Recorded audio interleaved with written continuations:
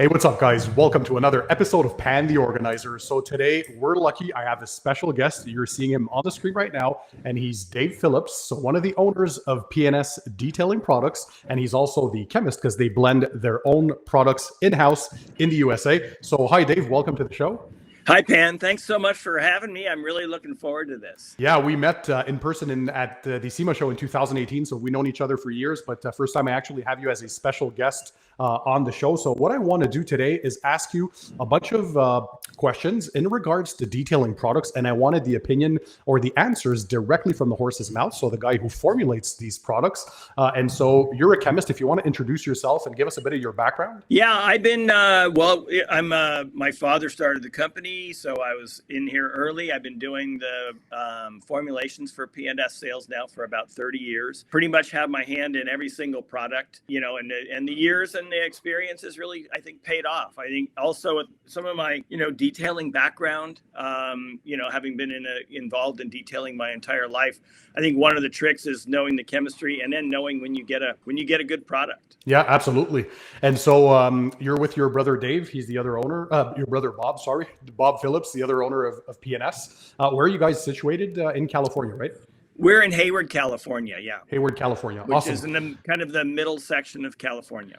And if I remember correctly, obviously you studied in chemistry, but you have also a specialization in surface tension that you studied on. Am I still right on that? Right. Yeah. When you do chemistry and a bachelor's degree anyway in chemistry in college, they don't cover this sort of stuff. So you really need to delve into other portions of chemistry, and the discipline that fits the best for what I do is surface chemistry. So I mean, it's surfaces of like cleaning surfaces, but it's also, surfaces within the liquids that I produce. So yeah, a lot of surfaces going on. Very interesting. So let's dive right into the questions. And by the way, guys, I remind you, if we talk about any specific products, I'll leave the links in the description under the video for you guys to check them out.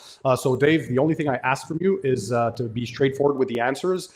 Keep them as simple as possible. I have a background in biochemistry and molecular biology, as you know, but we don't want to go down the rabbit hole too much with technical terms. And let's make things simple to understand. So everybody, I think knowledge is key. So if they understand the principles and the things, why we do things, why the products work that way, and how to use them, I think they're more inclined to do a better job. And we want to spread the knowledge in the detailing community.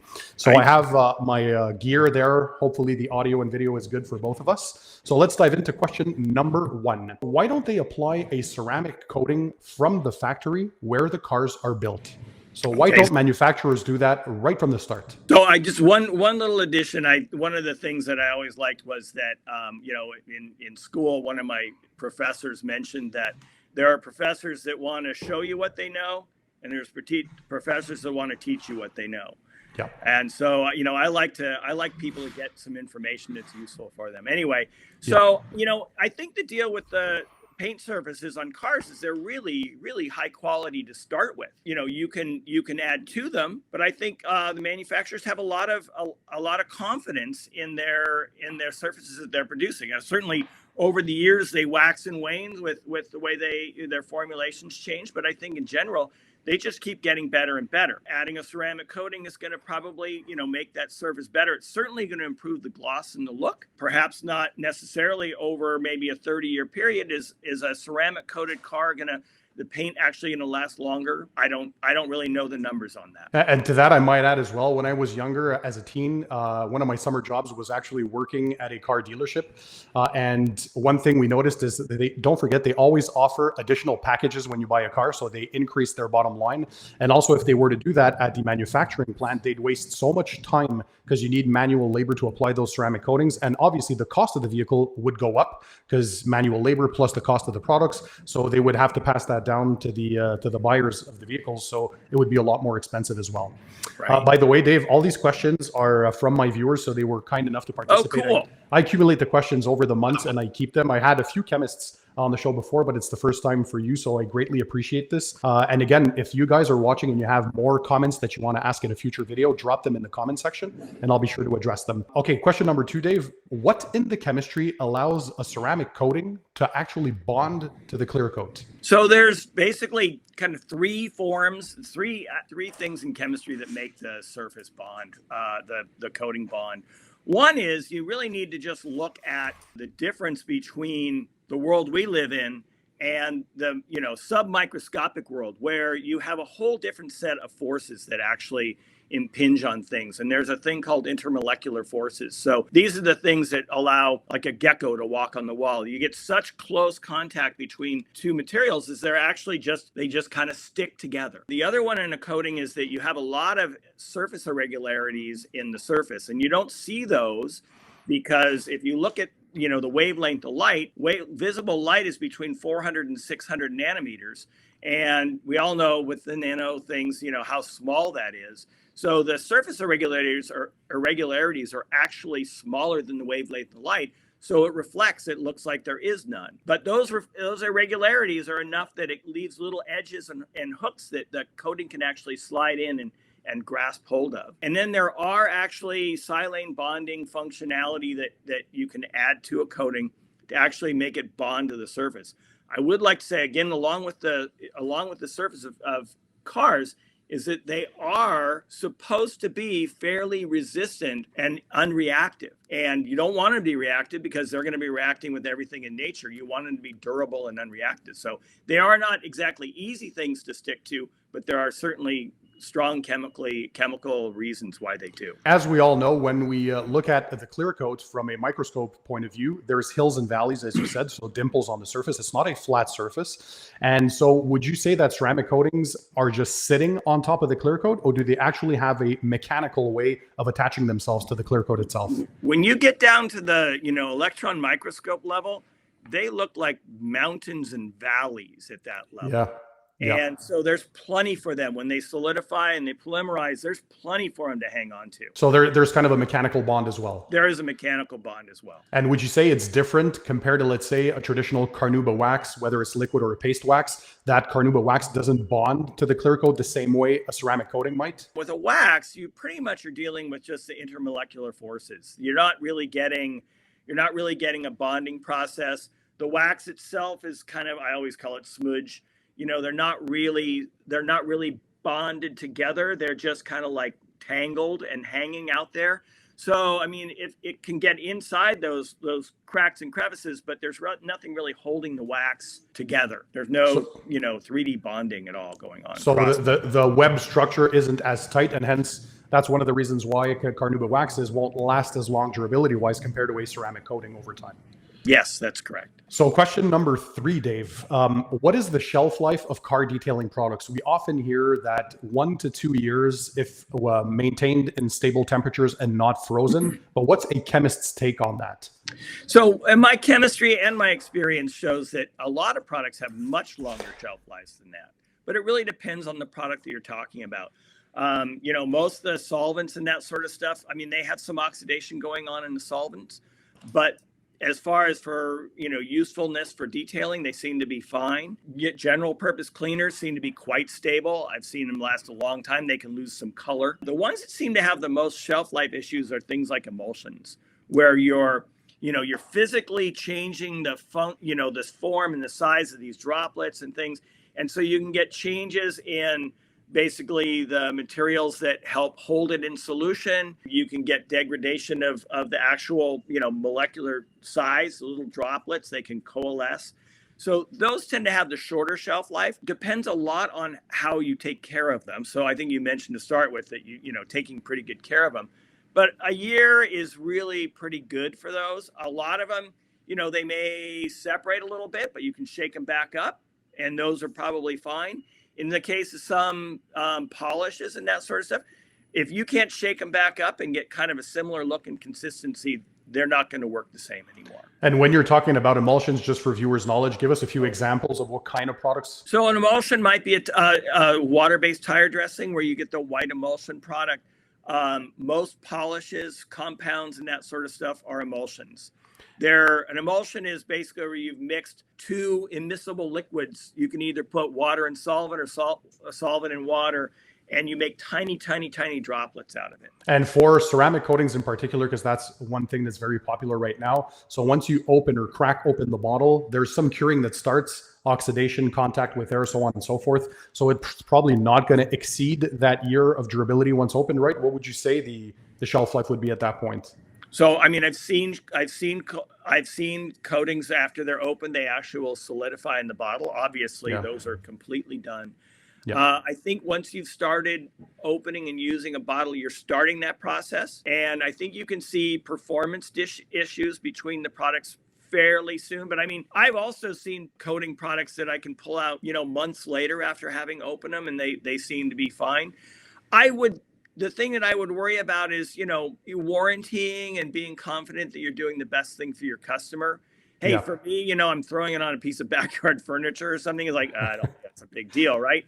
But somebody you're putting on a car and you want to have confidence that you're putting the best thing on the car, I think you should work with it pretty fast after you've opened it. And I often say, follow the instructions of the product you're buying. Sometimes the manufacturers have specific instructions. They sometimes even give either expiry dates or an indication as to what the shelf life is. So inform yourself. It's always best. So let's move on to question number 4, Dave. This is another popular question from viewers. It seems like the chemicals from different brands are all the same. They're just bottled with a different label. Is that true? And I know you, for example, there are some who use third-party blenders, which is fine, but you guys blend your own products in-house. So what's your take on that? Are all detailing products made the same? No, they're not all made the same. But, in general, I mean, you can say that, an emulsion dressing is an emulsion dressing.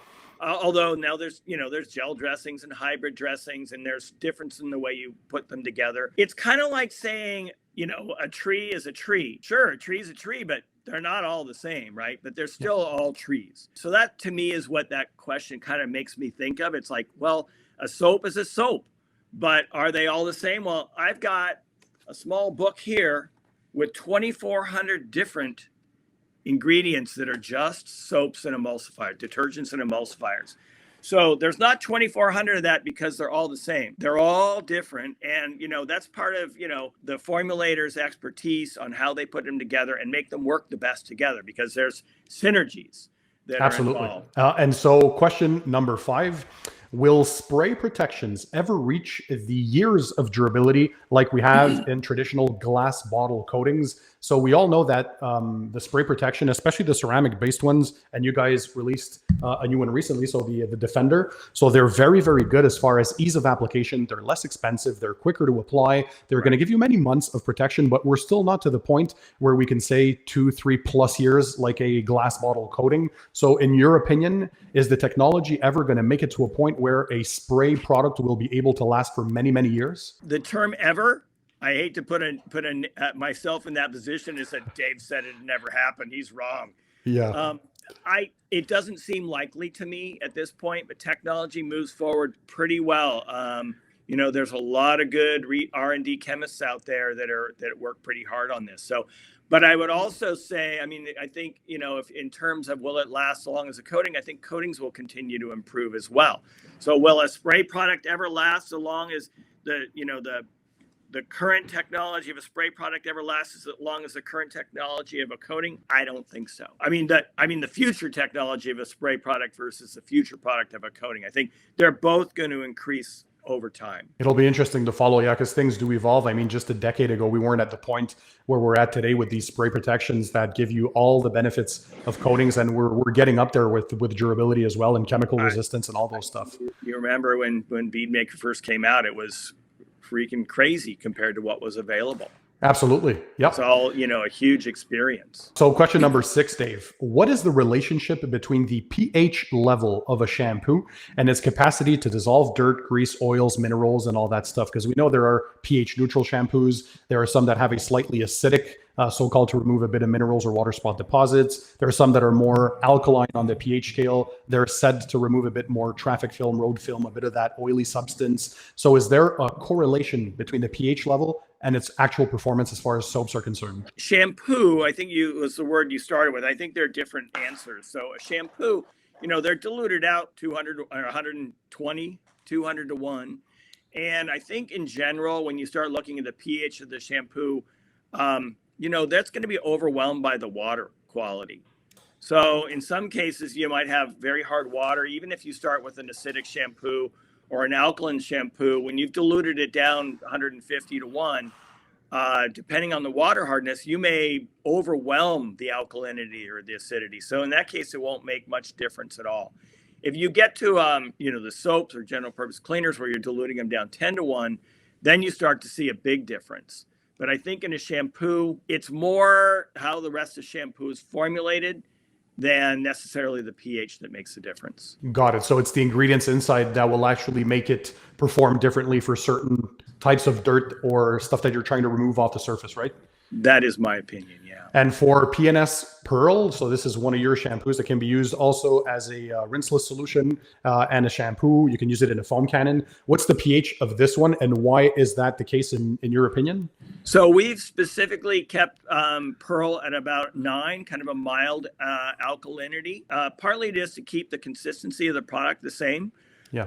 When the pH changes, the viscosity of the product changes. But again, when you're using this in a dilute solution, that's a pretty concentrated shampoo. But still, depending on the water quality and where you are, the water quality is going to basically overwhelm whatever alkalinity we set it at.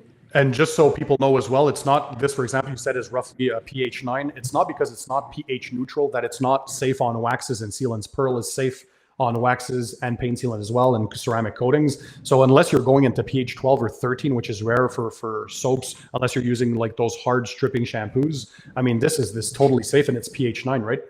Yes. Yeah, absolutely safe. No problem. So question number 7. What actually makes a great car shampoo? So what is important according to you in its formulation?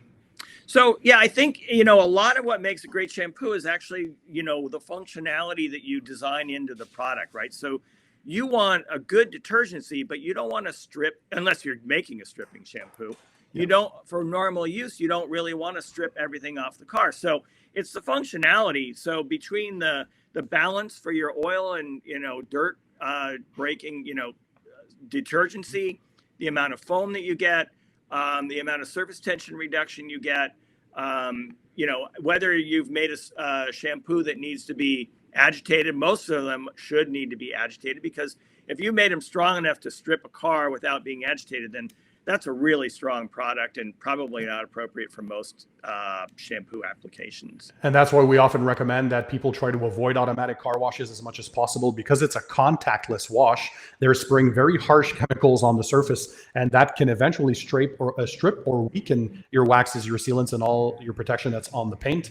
And they can dull the finish after multiple uses. So the best way is to wash your car at home using quality ingredients and controlling what chemicals you're using on the surface, right? Yeah, I mean, I think, it certainly is a trade-off when you're dealing with a touchless application where, they do have to use a lot of chemicals, but then again, hopefully you're not getting, the brushes and stuff in your car. So, there's a little bit of a trade-off. I don't like to be too hard on the car wash industry. The detailing industry does tend to be a little hard on car washes. I think they provide a good service, but it's not for everybody. Question number 8.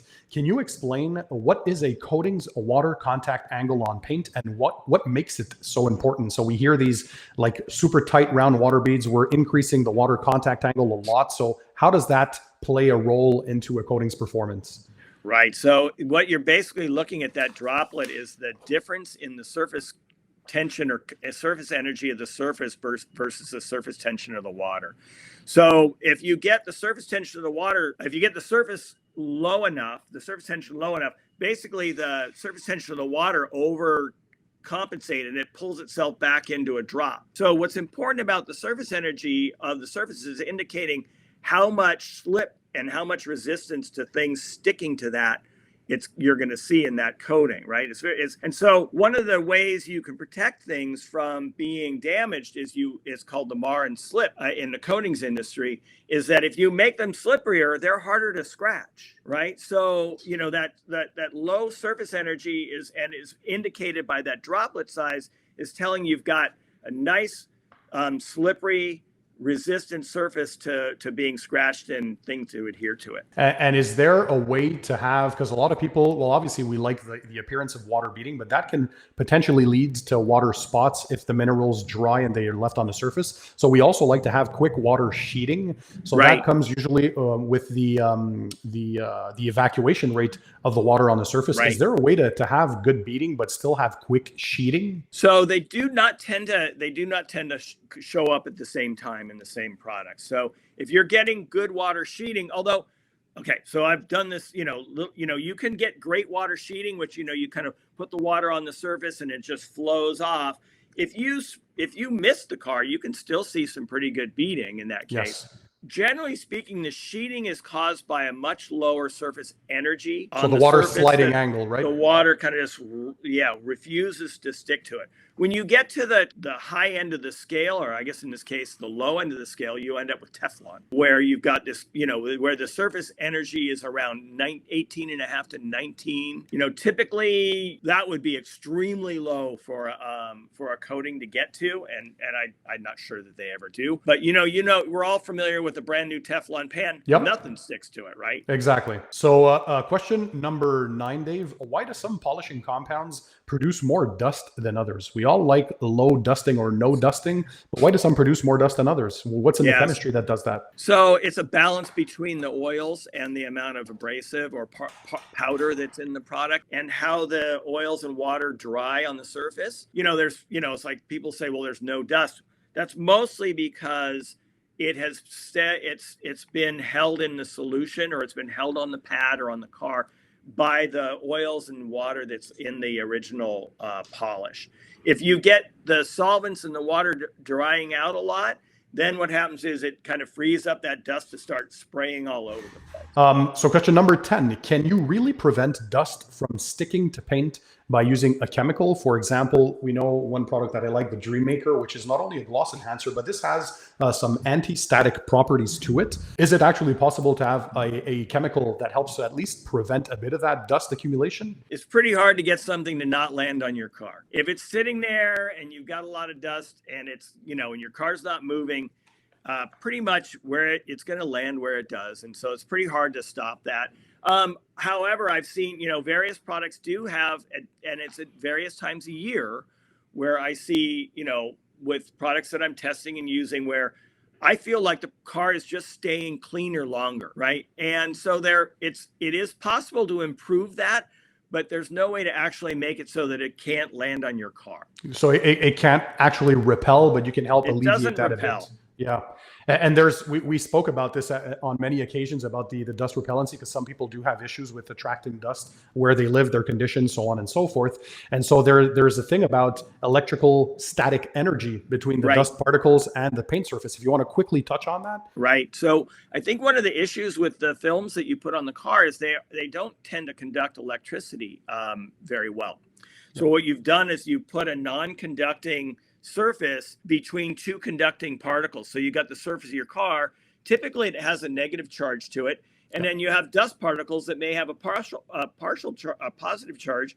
So what happens is when you have this non-conducting layer, you end up with this negative charge, a non-conducting layer, and then that puts positive charges wanting to sit on the top. And so you end up with this kind of like charge balance thing, and you end up just kind of collecting anything that's charged in the atmosphere between those two layers. So in fact, unfortunately, the films that we put on there can actually make them attract dust more. And the products that have a bit of anti-static properties, how do they combat that? Very, very interestingly, I've tried a lot of different anti-static things. What seems to work the best is to get an anti-stat that actually fits in that film and it bridges the gap.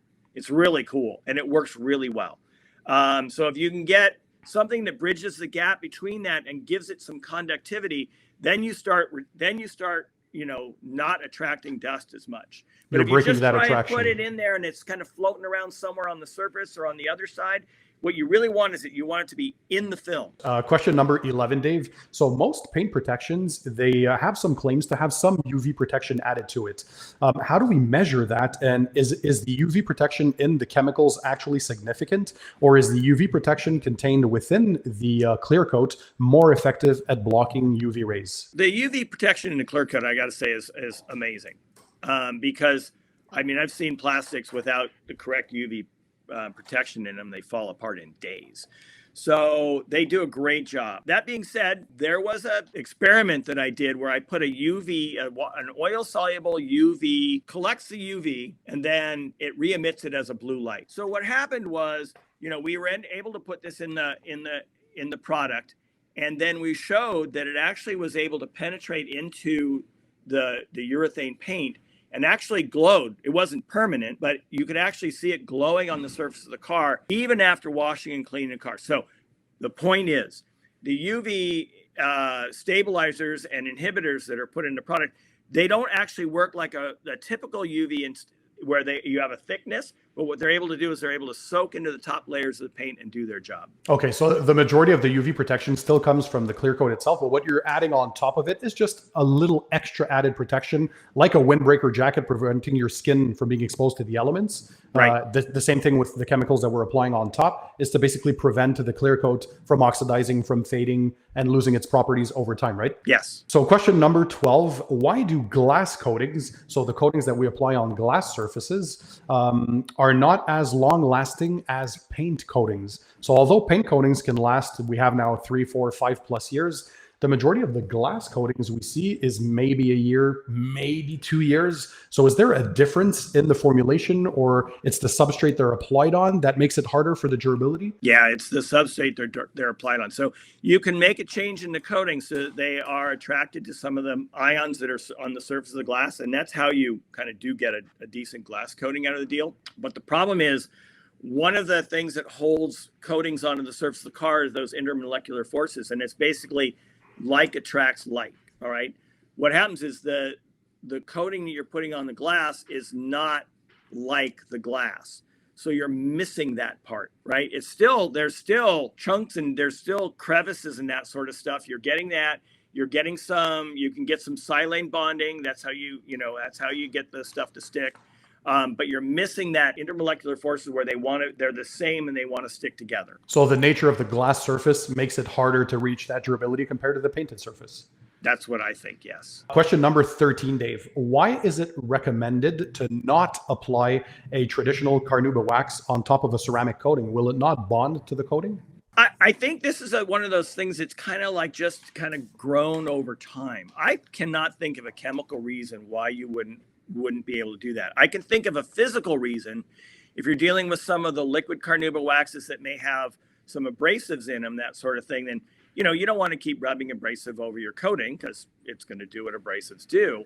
But in the case of like a paste wax or something where they don't have any abrasive on there, the wax is going to do what the wax would do on the surface of the car just as well. And if it doesn't stick, you'll know that right away. It's not hard to see that it's not working. But I don't see a real reason why you couldn't do that, especially in the case of a really high quality paste wax. It's going to do what a paste wax always did. It's going to last for a couple of months, maybe a little less because of the repellency of the coating underneath. But I don't see a real chemical reason why, you would never do that. I think it sounds a little extreme to me. From a detailing perspective, I think I would add to that the reason we traditionally don't recommend that a traditional carnauba wax be applied on top is because, well, first of all, you're going to be masking the properties that are superior traditionally of coatings that are underneath. So you're usually getting the properties of the outermost layer. So if you're applying an inferior product on top of the ceramic coating, you're getting the properties of that product itself. Plus, eventually, the coating, because of the repellency, will eventually reject the carnauba wax, so the durability of it won't be as it would if you'd apply the wax on the clear coat on its own. So those are two of the reasons. Yeah, I think I agree with that statement. I think one of the things that it depends on the coating and it depends on the sort of topper thing that you're using, but they can lack a little warmth. That was one of the reasons we did Dream Maker. Yes, is that they just lack. It's kind of like the difference between digital music and vinyl. You know, it's like, well, is it tangible? Yeah, you can get the difference, right? So yeah, they have more of a candy gloss, the coatings, and traditional carnauba waxes have more of a warm glow or feel. I think so. Yeah, but you're going to lose the durability to a certain extent for sure. Exactly. So it's not impossible. So it's not that you're not allowed to apply the wax on top of the coating. Just note that you're altering the properties of the coating itself, and you can't guarantee how long the wax is going to last, because the two will be eventually repelled, because that's the goal of the coating, is to reject products that are not necessarily chemically super compatible on top of them. Right. Question number 14, Dave. Why do most tire dressings not last that long, especially the water-based ones? It seems you apply them after a week or so, or 1 or 2 washes, they're already gone. Is there a reason to that? One of the main reasons that they don't last long is that you're using, generally speaking, using just non-reactive silicone oils. And so they don't have any bonding properties to themselves or the tire. They're just held together by their attraction to the tire surface or each other, and they're just kind of tangled together. So, and the difference between the situation with a water-based dressing versus, say, a gel dressing or a solvent-based dressing is, I just don't think you get quite as good a film out of the emulsion dressing as you do. The way they work is you've got very little amounts of emulsifier. They're mostly mechanically, made into these emulsions. But then what you're waiting for the water to evaporate, and then those droplets to coalesce together into the film. And I just don't think you get quite as good an entanglement of the silicones as you do in that case as when you apply it in different ways. And is there a reason why the majority of solvent-based dressings, those are the ones that we usually see sling on the vehicle, they're more oily or greasy based, so they have a deeper, wetter look for those who like that, and water-based dressings don't tend to sling as much, but they don't have that higher glossy appearance. Is it part of the durability also that a solvent dressing might last a bit longer? What in its formulation makes it last longer compared to a water-based dressing? I think just because you're ending up with just silicone on the surface. So more of that raw ingredient. Yeah, you're just ending up with silicone on the surface, and silicone's pretty durable material, but it's not functional. I mean, so functionality means you can add things to silicone oils that make them cross-link. You can make them bind to the tire. You can do a bunch of things like that. They're really expensive. And so I just don't, there just doesn't seem to be a market for that sort of tire. I mean, they're the permanent tire dressings, and that's a whole discussion. Yeah. About whether you want to do that sort of thing, but they're really expensive. Question 15 now. We all know that ceramic coatings, they're my favorite form of paint protection because they do many, many good things, including protecting your paint against the elements or the environment, things like acid rain, bird droppings, tree sap, so on and so forth.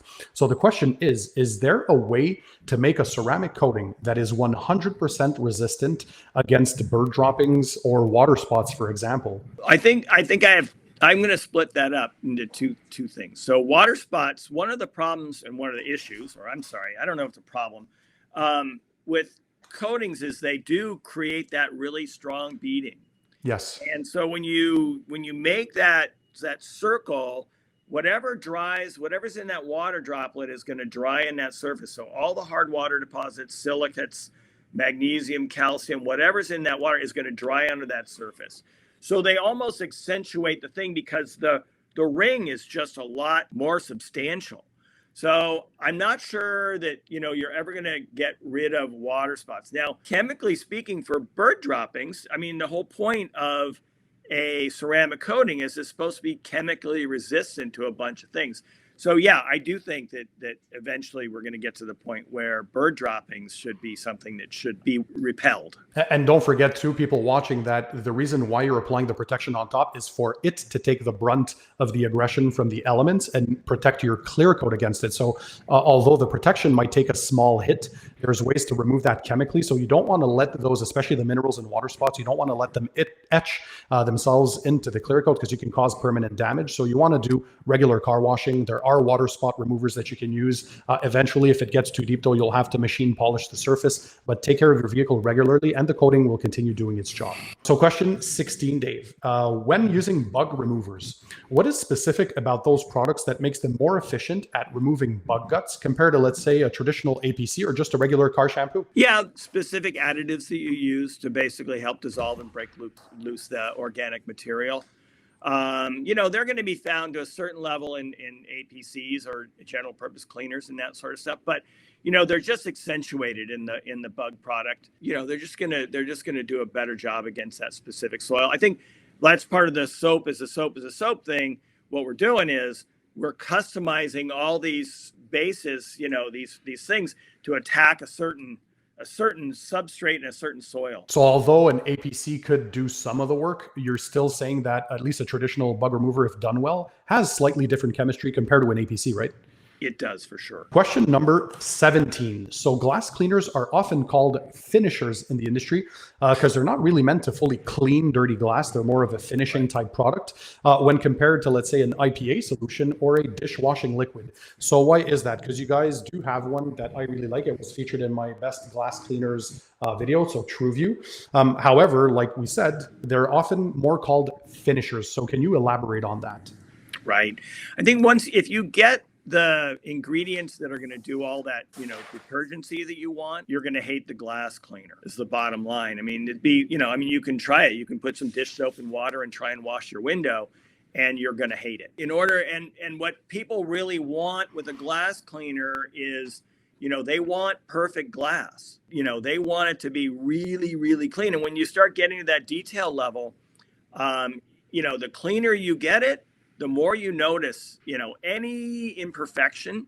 So the bottom line is, the materials in glass cleaners are highly efficient at, streak-free, removing some minor oils, getting some light dirt off, but they aren't strong enough to pull off, the big stuff. You would hate the glass cleaner if they were. Question 18, another popular one. So we usually hear in the detailing world that degreasers are more for the exterior. So let's say to degrease the tires, clean the engine bay, and all-purpose cleaners are traditionally more reserved for the interior.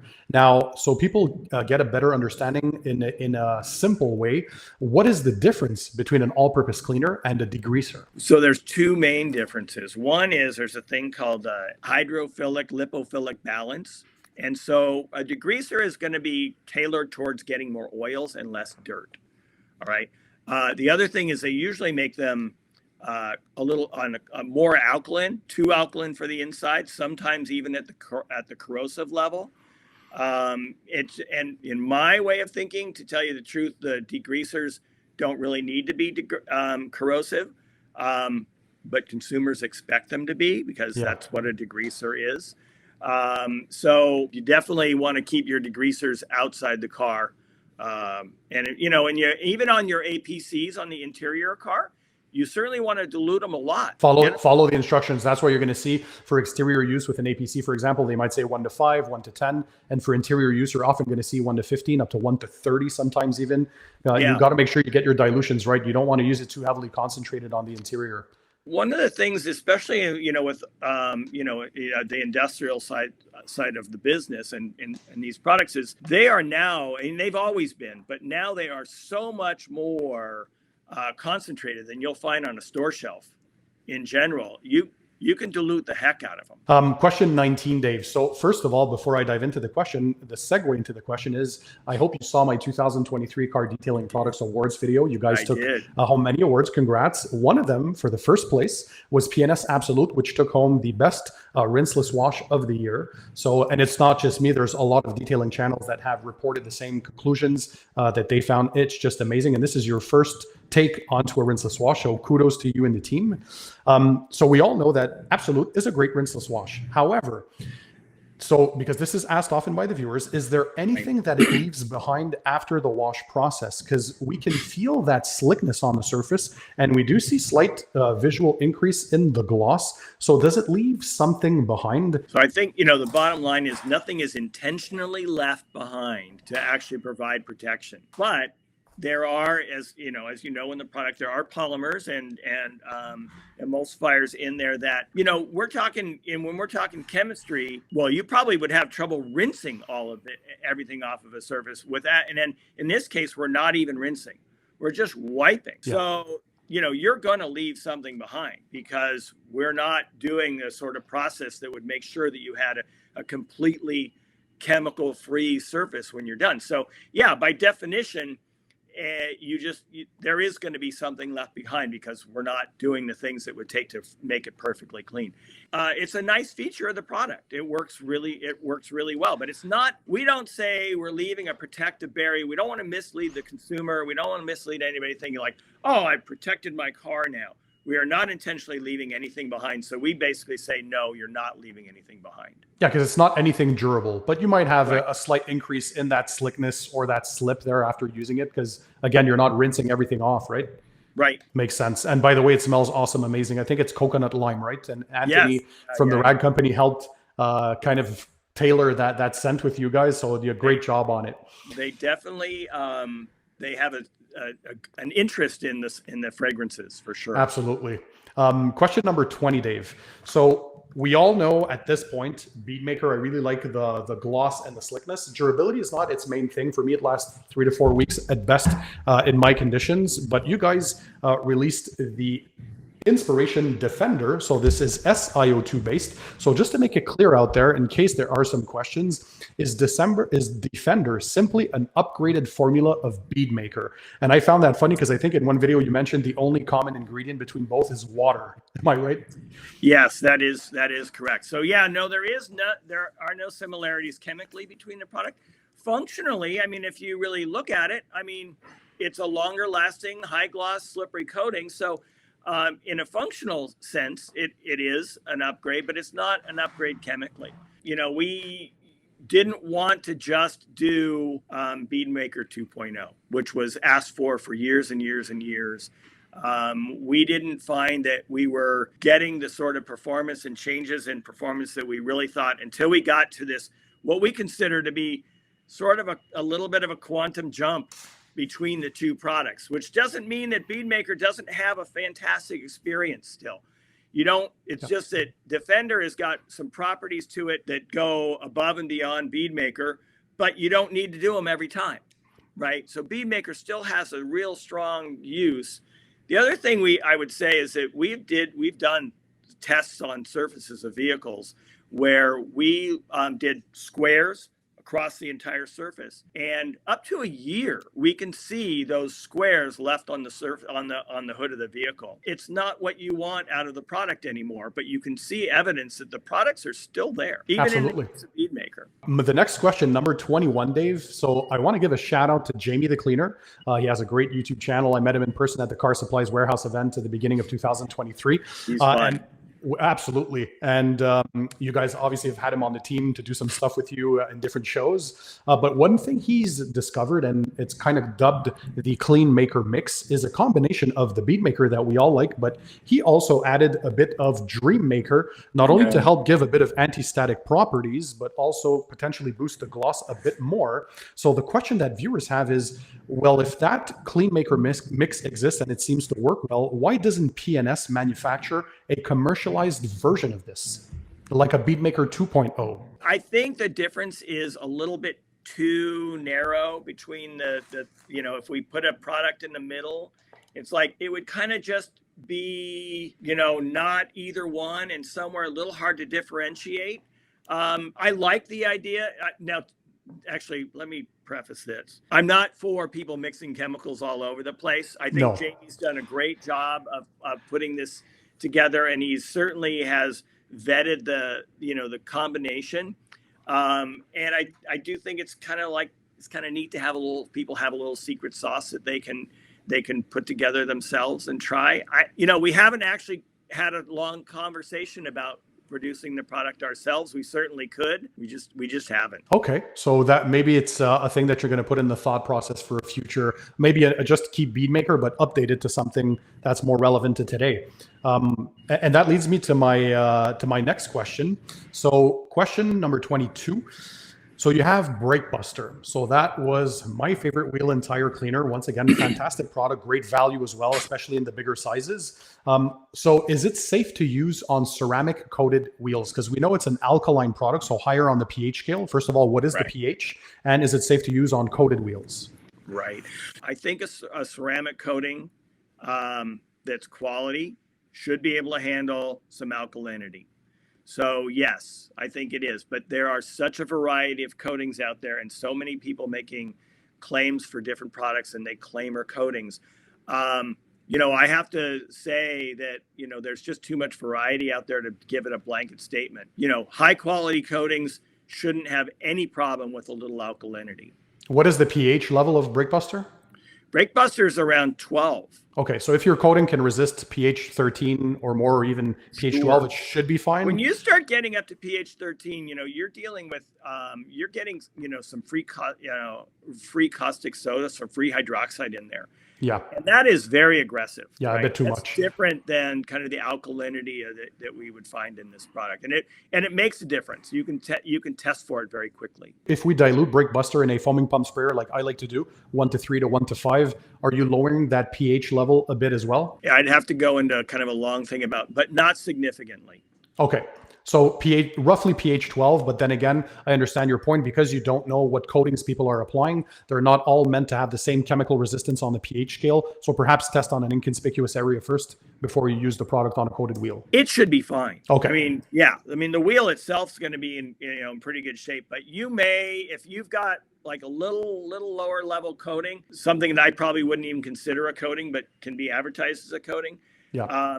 You could strip it off for sure. So let me move on to the next question. A little curveball here. So let's get back to Bead Maker because I see another question from viewers. So it is very good for gloss and slickness. It's a universal topper. You can apply it on waxes, sealants, coatings, all that stuff. But the durability is maybe a few weeks to a few months, depending on where you live in your conditions. So it's obviously not like a 1 year protection. Why is that? Is there compromises that need to be made in the formulation to have that gloss and slickness, but you're compromising on the durability? Is that how that works? I don't think there's a real compromise. I see differences in the durability of Bead Maker kind of based on the time of year.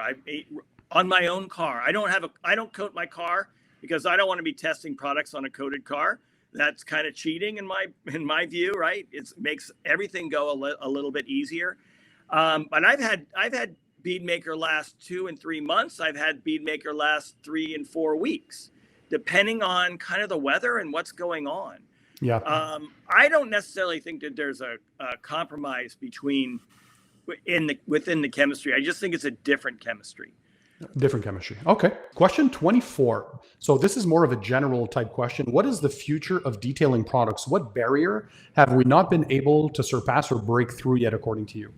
Wow. That's a tough one. I don't think... That is a real tough one. Wow, it certainly would just be kind of my opinion. I think the barriers at this point are going to be a little along the lines of sustainability and environmental responsibility. To tell you the truth, I think the performance of products is showing some real high level right now. Huge. Yeah. I see incremental improvements over time. There's nevertheless, every once in a while, someone just comes out with something and it's like, oh, I never thought of that. And then you go, well, okay, I never thought of it. But I think the difference is going to hopefully be, just sustainability and just doing a better job environmentally. I like that. Yep. So question 25. So you have I call it the trio of carpet and upholstery cleaners. So we have Terminator, Carpet Bomber, and Finisher. I made a video on that, by the way, for those who are curious, when I met Rennie Doyle over at the show there at the Car Supplies Warehouse. So we did a demo of how to use all three. But for those who are still confused, can you explain in a very short time frame, what are the differences between the three products? So what is Terminator, what it does, what is Carpet Bomber, and what is Finisher? A Terminator is the kind of thing that sets up the system. So it reduces the surface tension, it gets everything down, gets penetration into the soils, and then it has enzymes that start breaking those soils down. Sometimes you can that's enough to do the job. Then Carpet Bomber, on the other hand, takes those pieces that have kind of been broken loose by Terminator and suspends them in a liquid. So you can then get them out of the surface, and then kind of remove them either with a microfiber towel or with some sort of vacuum extraction sort of thing where you get them out. And then Finisher is designed to actually finish off the process, where it can kind of continue to actually break down some of the materials that you've introduced by the cleaning process and do a last finish, kind of a polish on the surface. So I see Finisher, it's a peroxide-based product, so it's more of it neutralizes the chemicals that you used before. Right. So what are the differences between Finisher and, Terminator and Carpet Bomber? Like, would you use them separately for different types of stains, like organic stains, inorganic, milk stains, vomit? Are there differences in their applications? I think if ever I had a stain, I would always start with Terminator. But if I had a carpet that was maybe just dirty, like it just had soil on it, I mean, Terminator's not going to do much for dirt. Carpet Bomber is going to do the majority of the work for dirt. But it seems like there's always some food, there's always some oils, there's some things that Terminator's just going to help start the process for Carpet Bomber to pull them out. So if you have to do some spot treatment for stains, start with Terminator, and then you can stack Carpet Bomber on top for the rest of the dirt on the surface, right? Because Rennie seemed to say you can stack both, and then you would finish off, obviously, with a peroxide finisher to make sure you neutralize all those chemicals, so you're not reactivating that dirt again and the wicking of that dirt back onto the surface. Right. And I like to get, the Carpet Bomber and Terminator kind of out before I start using Finisher. Question number 26. Why hasn't P&S released any graphene-based products yet? Do you not believe in the technology, or did you simply not crack the code yet? What's up with that? So I think within the coatings, there's some good evidence and some good mechanisms that are shown for graphene to be used in those, where the graphene partakes in the cross-linking and the bonding for the coating. However, I don't see graphene, at least this is just my opinion, I don't see graphene having a big effect in a lot of other materials. So even the spray products, the shampoo products for sure, they put graphene in so many things, and I don't see what the functionality is of it in those cases. That's going to be my opinion. I haven't said this yet, and I definitely want to make sure I say this, is that just because I don't see the mechanism that's involved, I'm not saying anything negative about product. There can be great products out there, and I'm just not really following the marketing, right? Yeah. It's like they can be fantastic products, but I'm just thinking in my head, well, it may be a great product, but I don't think they're a great product because of what they said on the bottle. Is that okay? Good. Kind of okay? Thanks for sharing your opinion. Absolutely. It's always good to have it from a chemist's perspective, because some do appreciate it. Some use graphene for lubrication. Some use graphene for a darkening effect. Some use graphene to help at least prevent a bit of the water spotting. So there's different uses, but it's unclear because you're not sure if a company uses only marketing hype or if they're using actual chemistry to back their claims up. And like I said, this has no reflection on whether a product is really, really good or not. They could be fantastic. Last question, but not least, can P&S Express, so that's an interior cleaner, it has no protective properties, it's just a cleaner, but can it be used on Alcantara? And why is Alcantara so different to clean and protect compared to traditional upholstery and fabrics? It works great on Alcantara. We don't really want to get the surface seriously wet with Alcantara, although it is a synthetic suede material and it is pretty resistant. But Express Interior works really good by applying it, like a foam or a spray on a microfiber towel, using it on the surface and then coming back and with another microfiber towel and removing it. It works great.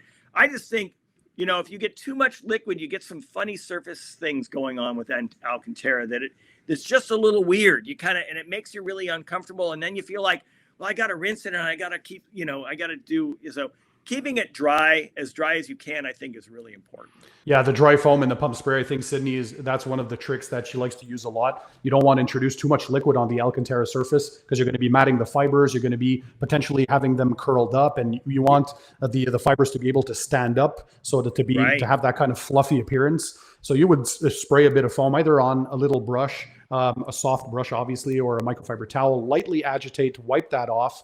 And that's how you would effectively clean. So yeah, you can use P&S Express as long as it's in a foaming pump sprayer. I think she dilutes it 1-to-1 with water. So 50-50 mix there, and it just works fantastically well. Dave, Thanks for being on the show. I really, really appreciate this. I think my viewers did as well. Guys, leave questions if you have some in the comment section. We'll address them in the future if you have new questions that pop up. Again, any products that I spoke about today, I'll leave the links in the description for you guys to check those out. And yeah, go have a look at the P&S detailing channel. We all love their products. They do some great stuff. Dave, again, you and the team, you're doing great for the detailing community. The value in P&S products is tremendous. And again, you guys have proven that you're still leaders in the segment by winning a lot of awards on the Pan TheOrganizer 2023 awards. Thank you for considering us. We really appreciate your input and consideration for sure. Absolutely. Thanks for all the work you do, and keep the hard work going, and we'll keep on testing the new products you come up with, and I'll be curious to see what you guys come up with in the future. So thanks, Dave. All right. And everyone, don't forget, keep it tight, keep it clean, and we'll see you on the next one.